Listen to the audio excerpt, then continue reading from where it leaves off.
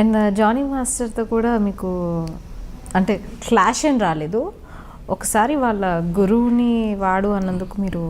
అవును, జానీ నన్ను మాస్టర్ గారు అని పిలిచేవారు. ఏం మాట్లాను నేను జానీ, నేను ఎలక్షన్లో నుంచుంటున్నా ప్రెసిడెంట్గా అంటే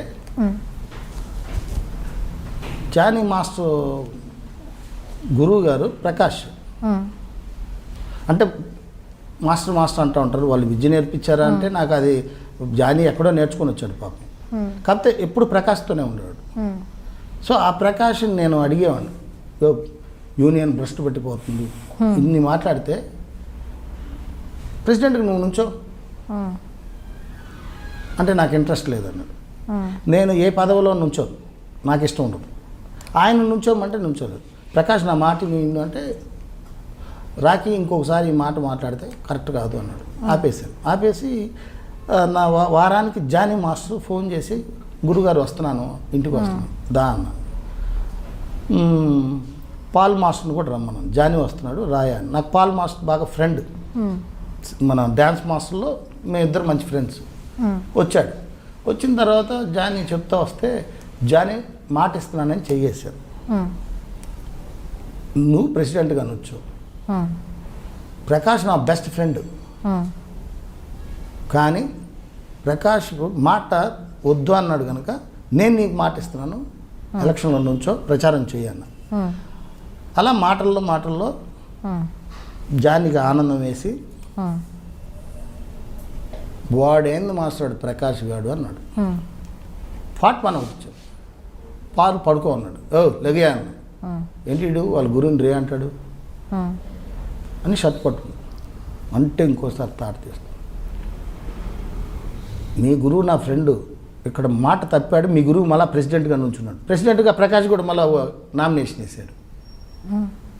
వేయనన్నవాడు వేసావు, జానీని వేయి అన్నాను. ఇంకా వేయలేదు, వేస్తున్నాడు.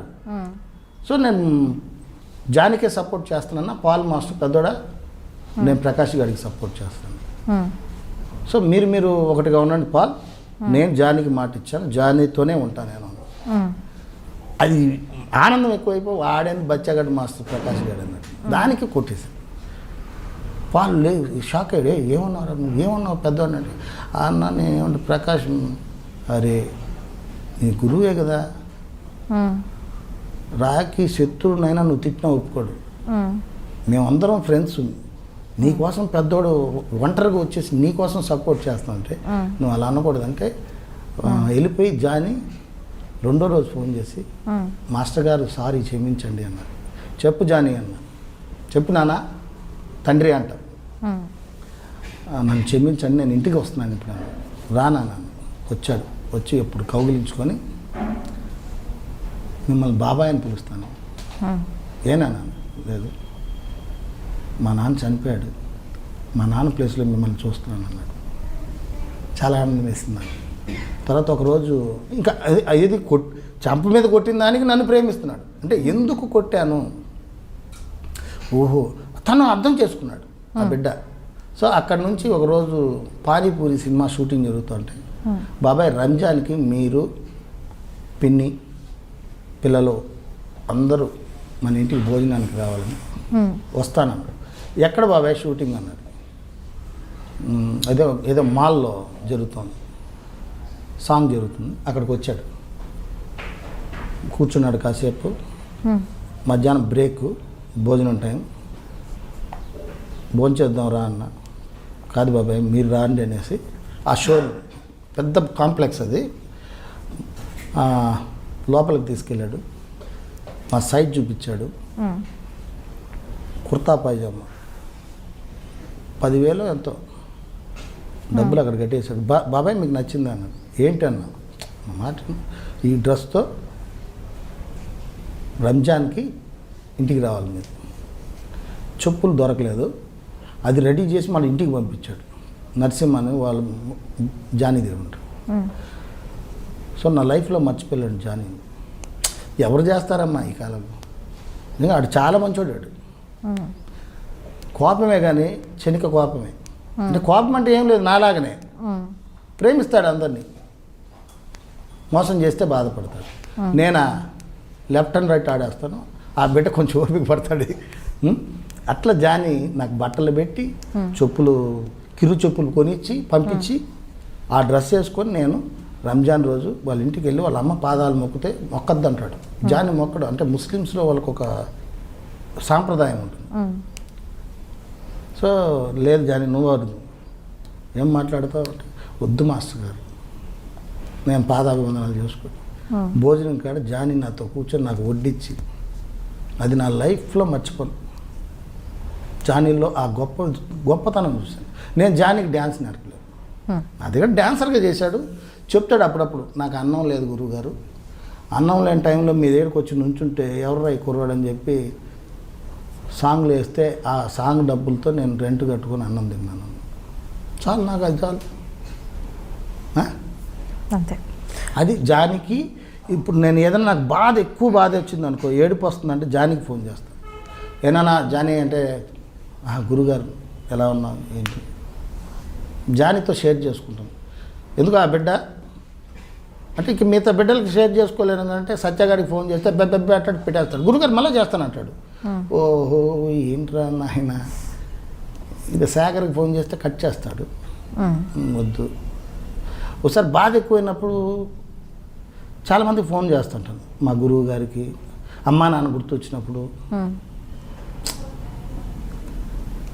అది నాకు ప్రేమ ఎక్కువైపోద్ది. అట్లా జానీ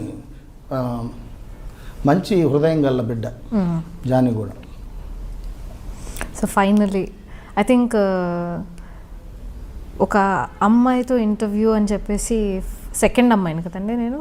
అవును, TV9లో ఒక అమ్మ, మీరు ఒక అదే ఇంటర్వ్యూ అనగానే ఫస్ట్ మీరు అమ్మాయితో ఇంటర్వ్యూ అన్నట్టు అన్నారు, ఎందుకు అర్థం కాలేదు నాకు. నేను అట్లా అంటే నేను ఏదైనా మాట్లాడితే కఠినంగా ఉంటుంది.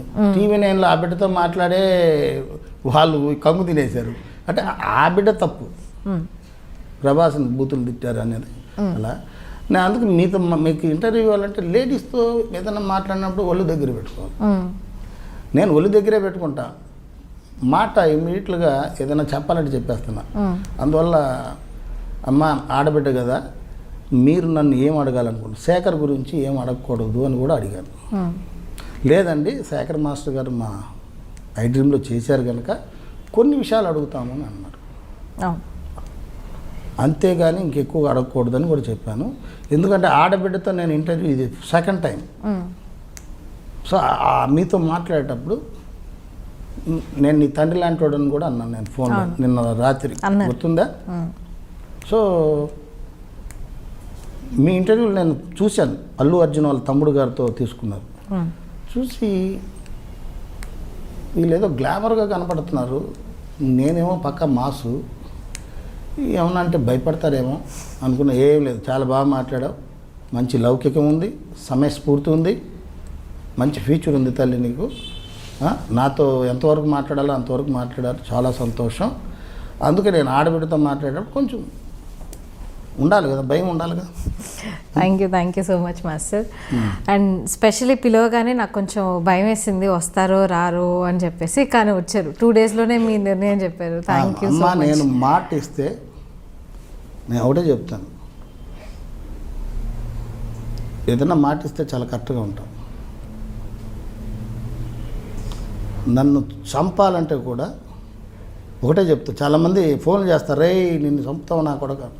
బ్రదర్ పలానా ఫ్లాట్లో ఉంటాను నేను చెప్తాను. భయం ఎందుకు, భయపడాల్సిన అవసరం అలా నేను మాట కట్టుబడి ఉంటా.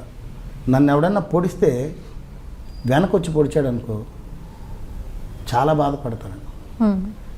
ఆ పొడిచినోడు ఎవరో చూడాలని కోరిక, చచ్చిపోతున్నానని తెలుసు. ఆ కొన ఊపిరి పోయేటప్పుడు కూడా ఎవడు నన్ను పొడిచింది వాడిని చూడాలి, వీడా నన్ను పొడిచింది, ఏరా నువ్వు కూడా ఇట్లా చేసావా.